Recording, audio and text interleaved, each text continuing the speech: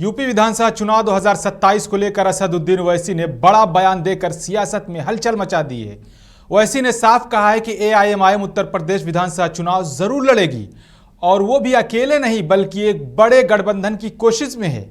ओवैसी ने बयान दिया है कि हम यूपी में हमारी बहन पल्लवी पटेल, चंद्रशेखर आजाद और स्वामी प्रसाद मौर्य के साथ मिलकर एक मजबूत विकल्प तैयार करेंगे।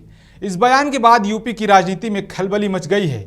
कुछ विरोधी दलों ने एक बार फिर वो पुराना आरोप दोहराया है कि ओवैसी बीजेपी की बी टीम है, लेकिन ओवैसी के समर्थक कह रहे हैं कि इससे यूपी में मुस्लिम क़यादत और पिछड़े दलित दोनों को एक नया मंच मिलेगा। आपको बता दें कि बिहार में एआईएमआईएम ने 5 सीटों पर जीत कर एक बड़ा राजनीतिक संदेश दिया है।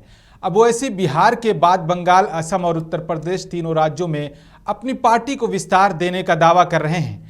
अब देखना यह है कि क्या पल्लवी पटेल, चंद्रशेखर आजाद और स्वामी प्रसाद मौर्य वाकई एक मंच पर आते हैं और क्या एक नया राजनीतिक प्रयोग यूपी की सियासत में कोई बड़ा बदलाव ला पाएगा।